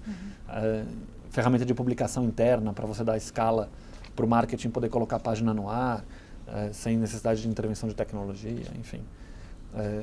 E acho que isso culminou na época com o serviço da América Online, que a gente fez a associação aqui no Brasil. Na época, a gente não sabia onde é que a internet ia parar, e um dos serviços que a gente acabou provendo para cliente foi acesso à internet. Né? Não estava bem equalizado quem que ia dar acesso para a população à internet. E os bancos acabaram se candidatando como provedores de acesso. Outros bancos montaram seus próprios provedores. A gente, na época, achou que não era um serviço de banco, mas dado que existia a possibilidade de a gente prover serviço para cliente, a gente fez uma parceria com a América Online, que era um grande provedor americano na época, né? E a gente fez a parceria para prover acesso para os nossos clientes, para os clientes do Itaú aqui no Brasil, via América Online, para ter acesso à internet. Então era um outro produto que a gente montou, enfim. Tinha muita iniciativa, era muita coisa que a gente estava fazendo. Não existia nada, né? Então, assim, a gente acabou criando boa parte do que existe hoje, site de previdência, site de pagamento de conta para não correntista, enfim, várias coisas que existem hoje, a gente acabou criando naquela época. E aí você falou do seu mestrado, tal, o choque da volta, e o que aconteceu daí, né, dessa conversa com o seu supervisor, seu chefe, para onde que você foi? Perfeito. Como que... Então, aí na época, eu acabei tendo um pouco de, acho que uma mistura de sorte com audácia, eu diria, porque acabei montando um projeto no meu último semestre do MBA, de prover serviço com qualidade para cliente através da internet. Isso envolvia uma série de disciplinas analíticas, de construção de experiência de cliente, de usabilidade, de uma série de coisas, que não existia aqui no banco na época. No banco você tinha a área de produto que pensava no produto e o cara de sistemas que colocava no ar. Quando o cliente ia usar, cada produto era de um jeito, cada lugar fazia uma coisa, não existia uma unicidade, e era muito pouco intuitivo, né? E era do jeito que era, que alguém resolveu criar um dia, sem uma grande base científica. E lá fora tinha muita ciência para isso já. E aqui na época tinha pouco. E eu propus isso para o meu chefe, falei, cara, vamos montar uma área disso, acho que é importante, eu toco essa área para você, eu fico na área de tecnologia, mas sem trabalhar diretamente com tecnologia, mas trabalhando com experiência de cliente em si, né? Que era uma parte tecnológica, vamos dizer assim, da prestação de serviço, mas não envolvia o desenvolvimento tecnológico em si. E calhou a parte da sorte que o chefe dele, que era vice-presidente do banco, que era o Milton Monteiro na época, era super preocupado com canais. E ele queria ter um foco mais estratégico em canais e uma gestão mais qualificada em canais. Olhando custos, olhando receitas, olhando fraude, olhando experiência de cliente, que era o que eu estava propondo. E a gente acabou montando um plano, eu junto com o meu chefe, para apresentar para o Milton, que seguisse nessa linha. E ele comprou. Então, eu acabei sendo promovido a superintendente. Na verdade, eu voltei em julho como analista, em agosto eu fui promovido a gerente, e em novembro eu fui promovido a superintendente. porque eu estava super atrasado na minha carreira. E em novembro a gente montou essa área, né, que a gente chamava de área de canais, que é um embriãozinho do que eu faço hoje, na verdade, com essa cara que o Milton queria dar. Então foi super legal, porque a gente acabou trazendo gente de mercado, trouxemos gerente de mercado, trouxemos outras pessoas de dentro do banco, e a gente montou uma área mais orientada a negócio, ainda dentro da área de tecnologia, mas muito próxima à tecnologia, que eu acho que foi uma sacada muito boa na época que o Milton teve, a gente debatendo com ele, de aproximar a tecnologia de experiência de cliente, porque no fundo, as grandes empresas no mundo que prestam serviço com qualidade para o cliente via um ambiente tecnológico, um ambiente digital, têm essas disciplinas muito integradas. Porque não adianta você achar que você consegue fazer um belo website se você não entende de tecnologia. Você vai montar algo que tem uma cara bonita, né, tem um belo design, um belo apelo, mas você não vai usar toda a tecnologia disponível para você conseguir, de fato, prestar serviço para o cliente. Então, saber unir design, né, arte, vamos dizer, com o lado humano, de entendimento de comportamento do cliente, que não é fácil, né, não é uma entrevista, uma pergunta, envolve empatia, envolve técnica de percepção, né, de você poder conversar com o cliente e falar, tá me parecendo que ele precisa disso. Ele não vai te contar o que ele precisa, ele não sabe o que ele precisa. Eu gosto muito do exemplo, se você conversar com uma pessoa em 1980 e perguntar o que ela precisa, ela não vai te falar, precisa de um telefone celular. Embora todo ser humano no planeta precise de um telefone celular hoje, né?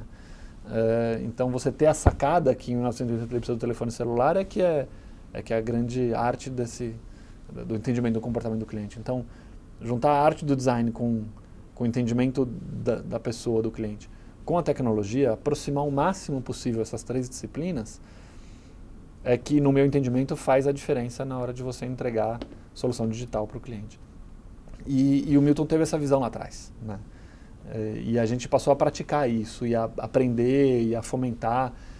E o fato de estar todo mundo próximo, tecnologia, com experiência de cliente, possibilitou que a gente começasse a exercitar isso. Lá em 2003, começo de 2003. E a gente acabou tendo vários experimentos, a gente mudou o site, criou método, para a gente poder começar a trilhar mais nessa linha que eu acho que a gente está bem hoje, de diferenciação tecnológica, né? Obviamente o Itaú tem toda uma história de diferenciação tecnológica que começa lá nos anos 80, né? Mas sustentar essa diferenciação hoje no mundo digital muito mais avançado, com tecnologia muito mais de ponta, com time to market que as empresas têm muito mais acelerado, com a concorrência muito mais aparelhada, torna-se um desafio cada vez maior, né? Se você não entender bem essa disciplina, você acaba ficando para trás. Não tem muito jeito. Então, foi isso que aconteceu na época, né? E aí eu acabei montando essa área, que ela existe até hoje. Hoje ela é bem maior do que aquilo, mas foi quando ela nasceu ali, no final de 2002, começo de 2003. Como foi ver e estar junto dessa área, né, durante esse desenvolvimento, vendo ela se concretizar, interagir com as demais, se ganhar força, né, dentro do banco? Foi bastante interessante, ao mesmo tempo foi um mega desafio, porque a gente estava criando uma área que ia entrar no meio do caminho de um fluxo estabelecido. Ou seja, chegar para o cara de produto e falar, então agora você não pode pedir mais para o cara de tecnologia e você desenhar a sua telinha, eu vou desenhar a interface com o cliente e sou eu que vou dizer como é que vai funcionar o seu produto, né, naquilo que se refere à interação com o cliente. Foram conversas difíceis, porque no começo ninguém via valor. No começo o cara falava, desculpa, você vai desenhar a tela, desenho eu. Não tem ciência por trás disso, né? Então, a gente teve que focar muito no lado analítico, de volume de uso, de pesquisa, de satisfação de cliente, para a gente mostrar sim que tinha valor, né? E entender, fazer com que as pessoas do banco entendessem que a padronização da experiência é algo que tem um mega valor, porque o cara está acostumado a usar um produto, quando ele quer comprar o outro ele usa igual, é muito mais fácil de você vender aquele produto, né? E fora isso, ambos estarem num patamar superior te diferencia da concorrência.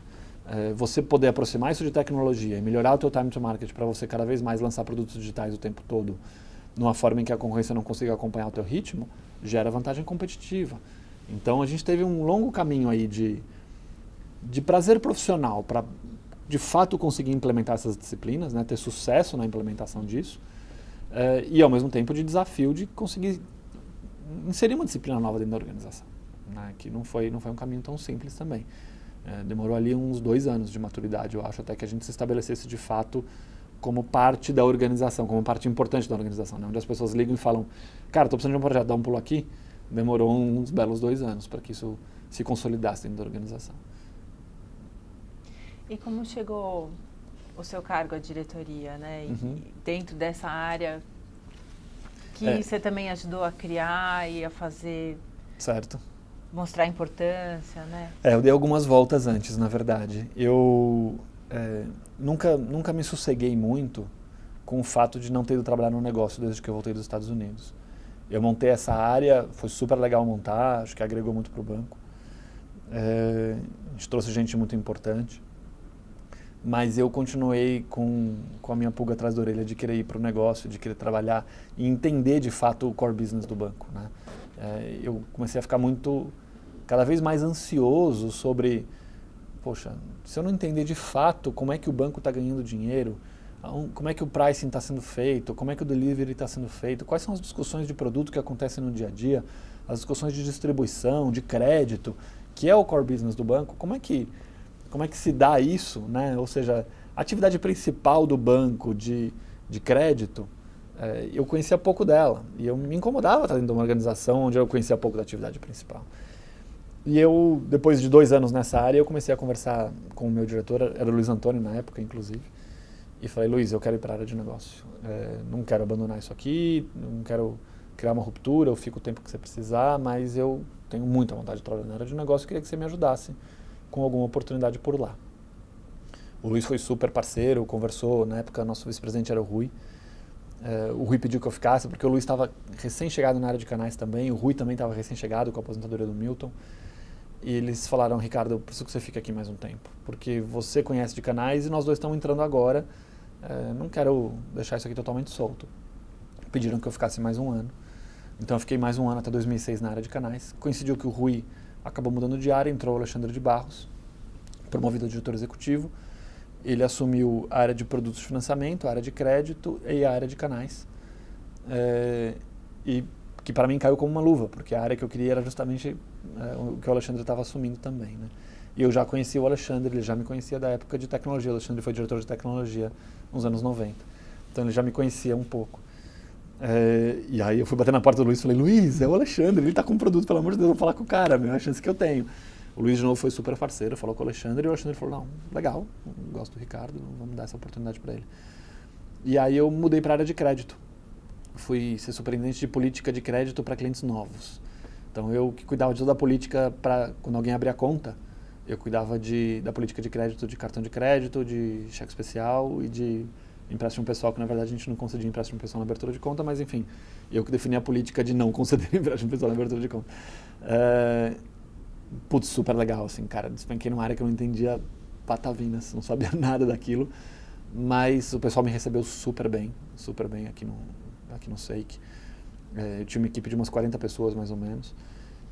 Fui super transparente, falei, gente, não entendo nada do que vocês fazem, tô aqui para ajudar, vamos junto.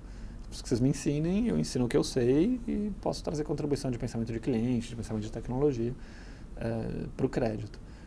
E crédito é uma área super técnica, né? As pessoas também pensam um pouco o cliente, vão um pouco na agência, conhecem um pouco do dia a dia da venda do produto, que eu conhecia bastante pela minha carreira. Então eu consegui agregar um pouco para eles também, a gente montou uma parceria super legal, mas não deu muito tempo de esquentar a cadeira, deu uns 6 meses que eu estava nessa posição e o superintendente de produtos de financiamento saiu do banco.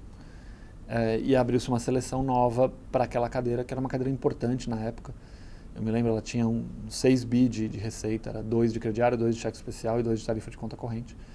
E ela respondia para o Máximo Gonçalves, que era o diretor de produtos de pessoa física, que na época era um cara super reconhecido dentro do banco, todo mundo queria trabalhar com o Máximo, porque ele, durante os últimos 4, 5 anos na época, ele tinha trazido um resultado super grande para o banco com venda de produto, tinha mudado o jeito que a gente pensava produto.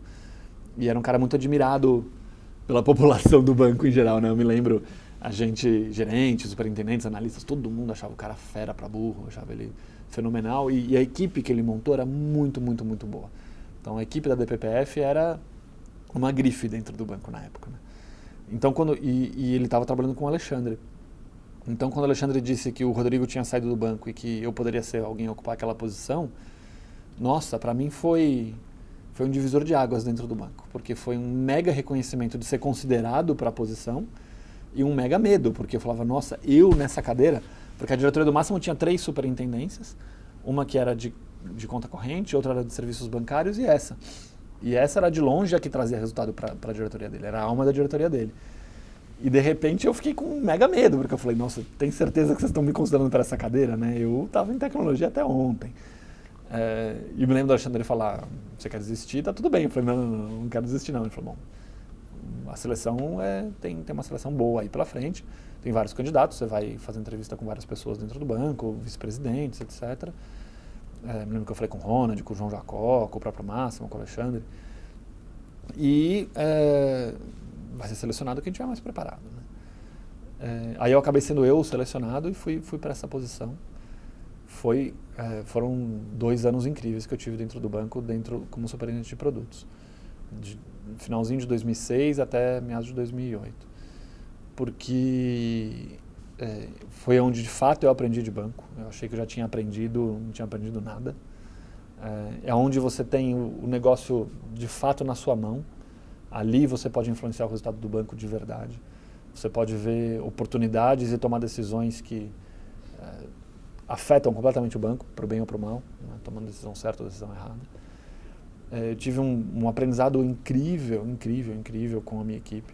Tinha uma equipe de altíssima qualidade, foi um super desafio para mim, porque era uma equipe que demandava para burro, que queria promoção, queria reconhecimento, queria ter exposição ao diretor, queria ter exposição à SEB. Uma equipe muito sênior, que apresentava o produto para o Alexandre e explicava como as coisas funcionavam, conhecia demais do produto.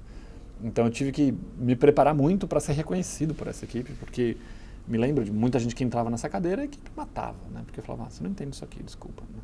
E a equipe não tinha dó nenhum de pegar o superintendente, que era o chefe deles, e falar, desculpa, esse cara aqui eu vou ignorar porque ele não entende nada, ia direto no Máximo. Vi isso com várias pessoas nessa posição.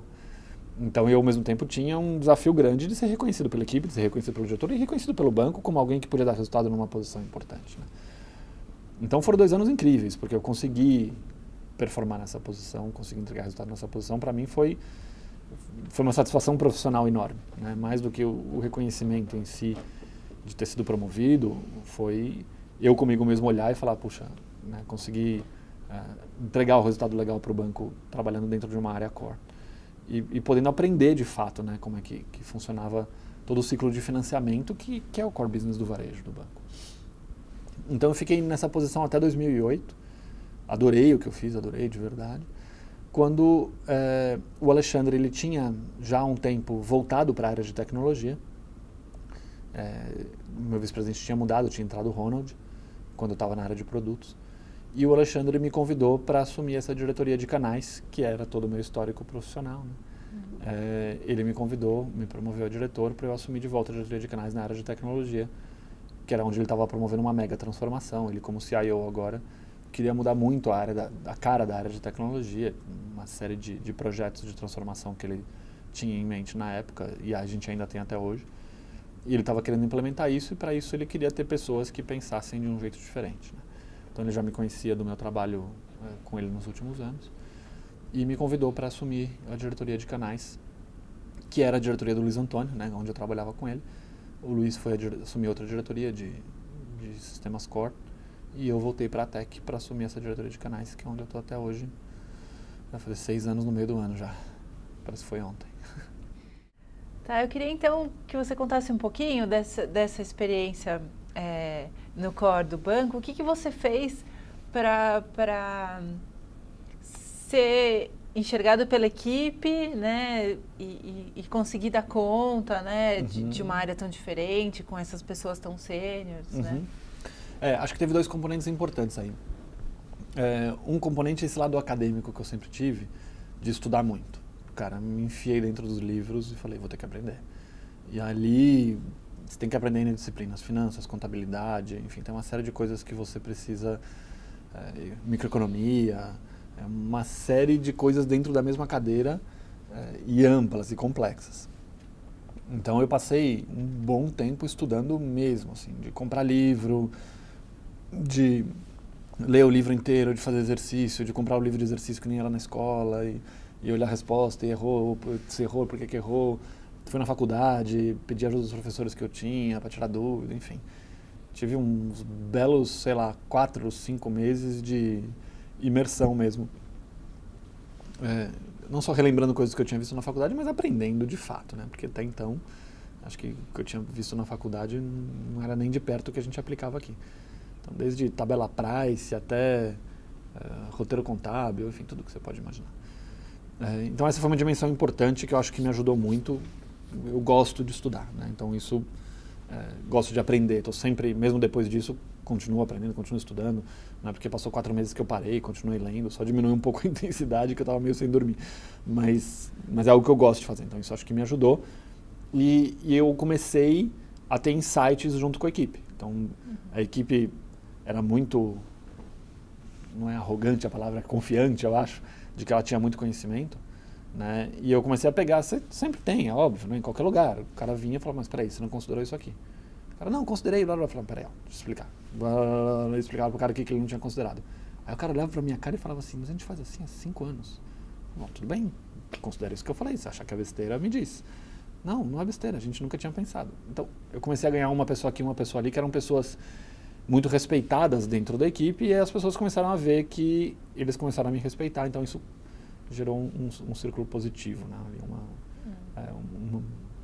Vamos dizer, uma boa imagem, eu acho, com a equipe.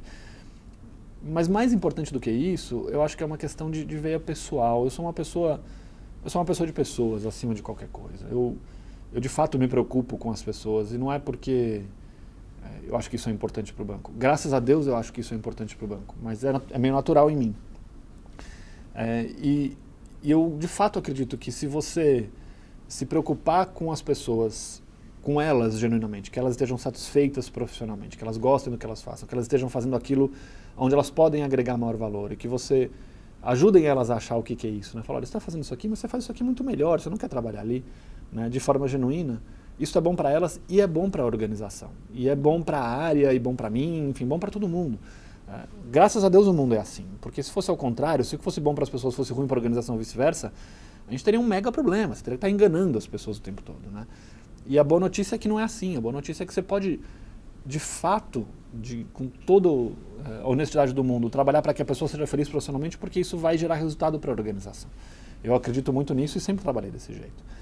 Então eu jamais tive que enganar alguém, eu jamais tive que chegar e falar, olha, você precisa fazer isso aqui porque é bom para o banco. Não, eu sempre consegui falar, olha, você precisa fazer isso aqui porque faz mais sentido para o banco e vai ser melhor para você, né? Porque onde as duas coisas se encontram é onde você maximiza o resultado.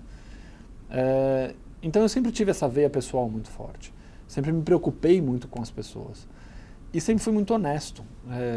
Eu brinco com as pessoas, né, de que eu sempre vou falar o que eu estou sentindo, sempre vou falar o que eu sei, sempre vou falar o que eu não sei, e sempre vou falar quando eu não posso falar, porque tem coisas que eu não posso falar.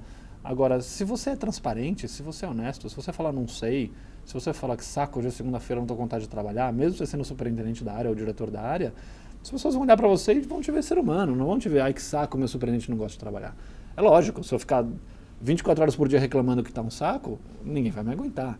Mas aí tem alguma coisa errada antes disso, né? Não é na comunicação que está errado. Aí tem alguma coisa errada comigo. Eu tenho que ser feliz no meu trabalho. Então, se eu sou feliz no meu trabalho, se eu tenho um propósito no que eu estou fazendo, eu tenho que ser transparente, tenho que ser honesto. Me lembro de várias conversas que eu tive com pessoas complicadas naquela área, que hoje são muito próximas minhas até, onde as pessoas ficavam loucas da vida no começo comigo. Porque todo mundo queria levar trabalho para o diretor, para levar para o comitê executivo, porque era o que ele valorizava, e todo mundo queria fazer isso. E aí eu cheguei depois de um tempo e falei, gente, depois de uns 3 meses, falei, gente, tudo certo, mas assim, todo mundo aqui trabalha para o comitê executivo, e o produto, quem que gera o produto? Todo mundo trabalha dando ideia? Ah, não, mas é o que é valorizado. Eu falei, bom, beleza, então agora a gente vai mudar. Vamos sentar na mesa e vamos olhar aqui qual é o job description que tem que ter dentro dessa área. Tem que ter alguém olhando a carteira todo dia, tem que ter alguém olhando a venda todo dia, tem que ter alguém olhando a concorrência uma vez por semana, tem que ter alguém entendendo o comportamento do cliente, tem que ter essas disciplinas. Vamos ver a cara de vocês, onde é que cada um se encaixa melhor, vamos ver o que está faltando, a gente traz de mercado, vamos descobrir o que a gente faz. E a hora que eu peguei as pessoas e tirei elas de fazer, algumas pessoas, eu tirei elas de fazer material para comitê executivo, por exemplo, várias surtaram, não vou trabalhar com você, eu não vou ser reconhecido, o máximo não vai olhar para minha cara, que era o diretor, né? E eu falava, não, mas ele não tem que olhar para sua cara, quem tem que olhar para sua cara sou eu. Ela falou, não, mas você não vai me promover sem a aprovação dele. Eu falo, não, sou eu que tenho que promover, e essa conversa quem tem que ter com ele sou eu, não você. né? Então foram várias conversas difíceis que eu tive. Mas, de novo, né, não é uma questão de ser duro ou não ser duro, é uma questão de ser honesto. É uma questão de falar, olha, o banco precisa disso aqui. O jeito que a gente está trabalhando não é o jeito que o banco precisa. Vocês dão um mega resultado, mas está faltando coisa. A gente erra muita coisa que tem que melhorar. Né? E quando as pessoas entenderam e viram que melhorava o resultado ainda mais, e perceberam que eu estava sendo profissional e honesto e transparente, né, e dando a chance delas falarem de volta, né, e muitas vezes mudando a minha cabeça também, elas passaram a me respeitar e falar, não, puta, o cara está com um propósito aqui. Né, não tá, o propósito dele é maior do que dele, do que meu, do que do Máximo, da diretoria. O propósito dele é institucional, né? É com o banco, é com a sociedade até no limite, né? Ou seja, é fazer um trabalho que seja correto, fazer um trabalho que seja ético e o trabalho para qual eu sou pago, que é dar resultado para o acionista. Né? E quando isso fica claro, não tem muito mistério. Não é a pessoa que é difícil ou competente, que não te acha competente. Enfim, você está ali exercendo o teu papel de forma honesta. Quando você é honesto, as coisas andam bem. Não tem muito problema. E como foi voltar para a área de canais, né? Já com ela diferente, né? Uhum. Com outra função, outros desafios. Foi um desafio de transformação, Fernanda. Porque quando eu voltei para a área, tinha muita coisa, principalmente com o aprendizado que eu tive nos anos recentes, né, da minha volta, tinha muita coisa lá que ainda era muito mais caseira, que ainda tinha muito cara da área de tecnologia antiga que o Alexandre estava querendo mudar. O Luiz promoveu uma boa transformação na época que ele ficou à frente da diretoria, mas tinham coisas que precisavam ser mudadas ainda. Então, foi uma época de mudança de pessoas, eu mudei muita gente dentro da diretoria, mudei os meus diretos, os superintendentes. Ao longo dos anos eu fui mudando, ao longo dos meses, melhor dizendo. A fusão ajudou, porque veio gente com cabeça nova, que promoveu muita oxigenação dentro da área, acabou com silos que existiam, com algumas brigas que existiam ali que iam ter que sumir de qualquer jeito. Eu acabei trazendo umas 5 pessoas de mercado também diretos, meus. E a gente fez um bem bolado, um mix muito legal, né? Uma cara nova. A área passou a ter uma cara de futuro e não uma cara do antigo Itaú, que a gente estava querendo montar um novo Itaú, ou uma cara de Unibanco, ou uma cara de Orbital, ou uma cara de Boston, ou uma cara do que for. Passou a ter a cara de futuro, passou a ter a cara do que a gente quer de fato gerar valor para o acionista. Porque, olhando a minha equipe, eu passei a ter um cara que a gente trouxe da Americanas, uma menina que a gente trouxe da Whirlpool, uma outra menina que a gente trouxe do JP Morgan, um cara que a gente trouxe da IDO da Alemanha, depois tinha uma pessoa que veio do Unibanco, uma pessoa que veio do Itaú, outra que a gente promoveu, que era do Itaú, quer dizer, uma pessoa que veio da área de negócio. Então a gente passou a ter uma área com cara nova, ninguém ali trabalhava um com o outro. Praticamente ninguém. Né? Acho que ninguém, que eu me lembro assim de cabeça, não tinha gente que estava acostumado a interagir dentro de um mesmo time. Né? Até em níveis diferentes, eventualmente, mas a grande maioria não se conhecia. E a gente passou a criar uma equipe com cara de futuro, uma equipe com um propósito de entregar um diferencial, um delivery diferenciado para o cliente. Acho que isso ajudou muito, porque acabou um pouco a discussão do silo, da briga, do poder, quem que conhece, quem que não conhece. Não, ninguém conhece. Está todo mundo mudando de cadeira, quem continuou mudou de cadeira. Ninguém mais ficou na mesma. Então, a continuidade foi zero, porque existia muito problema de nicho, existia muito problema de ego, esta área é minha, eu que trabalho aqui há 20 anos, eu trabalho aqui há 15 anos, sou eu que conheço, eu que sei da tecnologia. Então a gente conseguiu quebrar tudo isso, o Alexandre estimulou muito isso, o Luiz Antônio também. Então a gente conseguiu acabar trabalhando para o futuro mesmo. Né? Hoje eu acho que a gente tem uma bela de uma herança dessa época, onde a gente tenta criar uma plataforma nova para o cliente. Acho que a gente está bem direcionado nesse caminho, com um propósito de diferenciar o futuro, né? De curto, médio e longo prazo, e não olhando para trás. E o que tem nesse futuro? Né? O que vocês discutem que está à frente? É o que a gente mais gosta de falar. Para a gente é extremamente promissor. Acho que o mundo hoje, Fernanda, vive um momento especial. A tecnologia, cada vez mais, ela permite que você entregue soluções criativas e de conexão entre as pessoas. Eu acho que a tecnologia possibilitou uma relação humana diferente, né? O que você vê com redes sociais e com mobilidade, um pouco de cloud também. O cloud é a parte mais infra do negócio, mas que possibilita essa evolução rápida tecnológica, porque você consegue fazer alguma coisa e já colocar para que todo mundo use numa escala absurda de grande, de hoje para amanhã. Então, essas tecnologias novas e esses componentes sociais embutidos dentro dessa tecnologia fazem com que a relação humana se altere. E a relação das pessoas com as empresas também se altere. Então, o potencial que existe aí fora de evolução na relação entre as pessoas e das pessoas com as empresas é brutal, é gigantesco. A forma pela qual a gente pode prestar serviço financeiro de uma forma mais transparente, mais direta, mais focada no cliente, é gigantesco, é gigantesco. E acho que a gente está só arranhando a superfície disso. A gente vê um monte de empresas novas surgindo, de cadeias de valor mudando, com startups entrando no meio, outras indústrias com grande disrupção, né? Você vê indústria de bens de consumo migrando totalmente para meios eletrônicos, no caso da Amazon, por exemplo. Indústria de vídeo acabou completamente locadora para você assistir filme através da internet. Enfim, você vê grandes mudanças importantes. Mesmo no Brasil, você vê aplicativo de táxi, que não é nada, é um aplicativo simples, mudando completamente a indústria, né? O Ligue Táxi com um call center que você fica na fila na musiquinha para conseguir falar com a mulher e ela te agendar um táxi para dali a 20 minutos, é simplesmente substituído por um clique que se dá no seu celular e o táxi chega em 2 minutos. Né, com um custo absurdamente menor de operação, com uma eficiência muito maior, trazendo mais resultado para o taxista e atendendo melhor o cliente. Meu Deus, né? Quando você para olhar, mudou completamente a indústria. Muda completamente a indústria. E muda para melhor, muda para uma prestação de serviço de maior qualidade. Então, o poder do consumidor aumenta exponencialmente na medida que o tempo passa.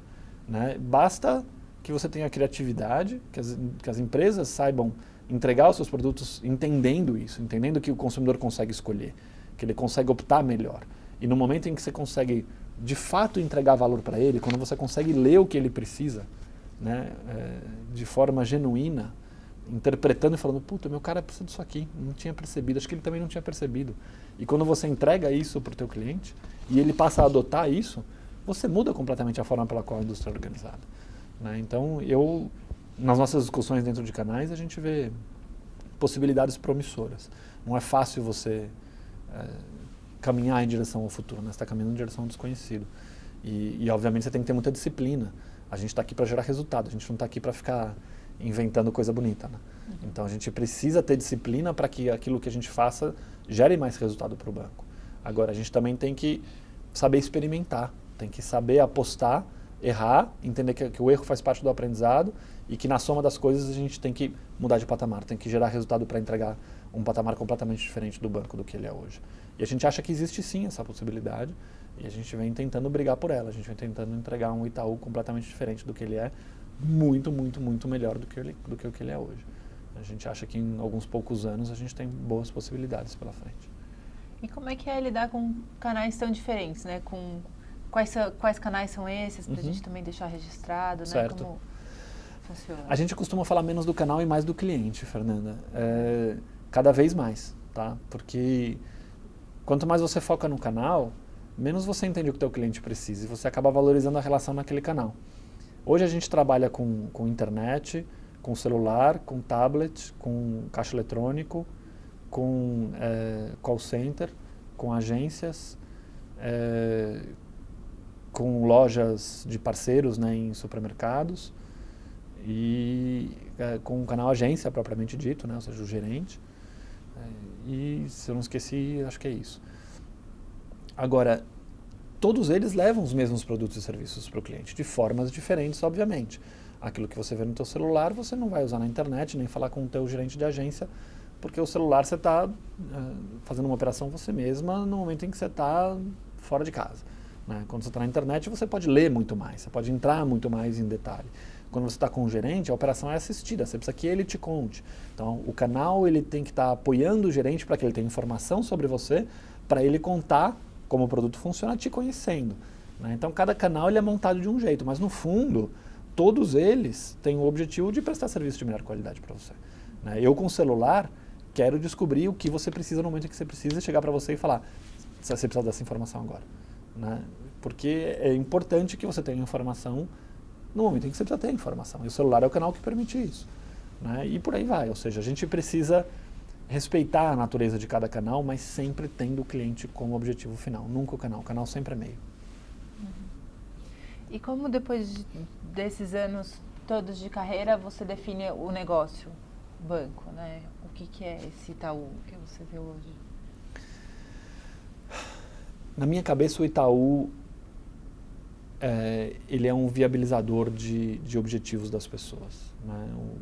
O mundo financeiro é a forma pela qual no mundo de hoje você viabiliza os seus sonhos, os seus objetivos, as suas ambições, seja porque você está investindo dinheiro para comprar um bem no futuro, seja porque você tem mais gastos do que você consegue comportar e você precisa de uma instituição financeira que te dê um apoio para um financiamento. Enfim, tem N dimensões que a instituição financeira pode te apoiar. A forma pela qual eu vejo o Itaú cada vez mais é como um parceiro do cliente, seja uma empresa, seja uma pessoa física. A gente tem que ser um viabilizador dos objetivos dessa pessoa, dessa empresa. Ela tem objetivos na vida dela e a gente precisa ser um grande parceiro que vai andar de mão dada, entender profundamente o que esta pessoa precisa, esta empresa precisa, e entregar soluções que viabilizem esse sonho, que viabilizem esse objetivo. Muito mais do que ser alguém que está aqui à disposição com produtos financeiros de prateleira e o cliente vem se servir. A gente quer ser alguém que de fato viabiliza os objetivos das pessoas, das empresas. E para a gente ir encaminhando para uma parte final, né? Você chegou a comentar de que é casado. Conta pra gente quando que você conheceu sua esposa, quem que é. Eu sou casado, eu me casei em 2005. Já faz, nossa, quanto tempo? 9 anos. É isso, vai fazer 9 anos esse ano. Eu conheci ela aqui no Itaú. Na verdade, eu conheci ela em Fernando de Noronha, mas ela trabalhava aqui no Itaú. Mas ela trabalhou pouco tempo, ela acabou saindo logo um ano depois. Ela também trabalha com internet, mas trabalha com marketing. E trabalhou em diversas empresas, trabalhou na Brastemp, trabalhou na GM. Me ajuda muito nessas conversas de mercado, conhece muito da visão cliente, conhece muito também de tecnologia. E, enfim, bastante tempo aí junto. E qual que é o nome dela? Maria Cecília. Maria Cecília. Isso. E vocês têm filhos? Não temos filhos. Não temos filhos.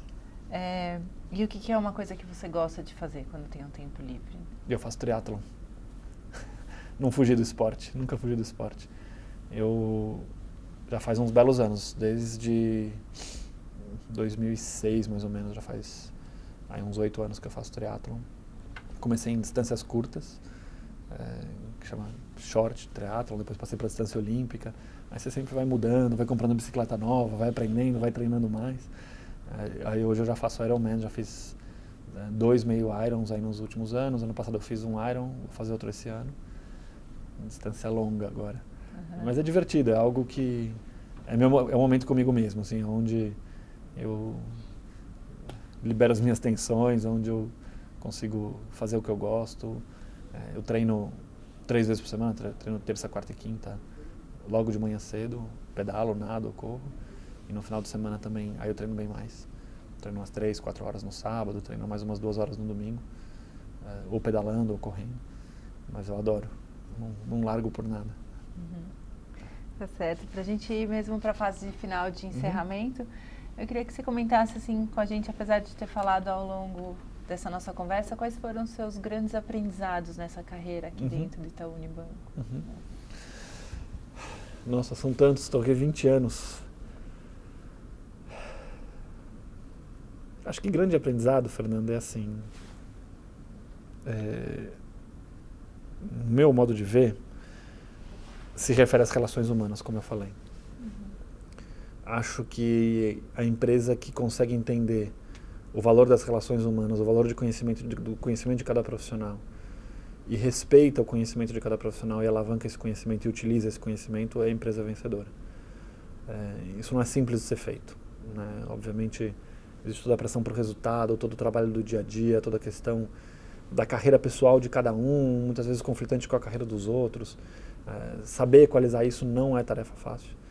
Mas eu acho que o banco me ensinou ao longo do tempo é que toda vez que eu valorizei as pessoas, toda vez que de fato eu me desapeguei da minha própria carreira, desapeguei dos meus próprios objetivos e até muitas vezes dos objetivos de curto prazo do banco, dando um voto de confiança para a pessoa, sem entender muito bem o que ela estava falando, mas pela competência daquele profissional, pelo histórico daquele profissional, quando ela fala, confia nisso aqui porque isso aqui vai dar mais resultado, toda vez que eu fiz isso, eu só tive bons frutos, bons aprendizados, errando ou acertando, o resultado sempre foi positivo. O resultado sempre foi de proximidade, de debate, de criação, de entrega de valor, seja parceria com pessoas na área de tecnologia, parceria com pessoas na área de negócio, parceria com a própria equipe, enfim, com um comitê executivo, seja com quem for.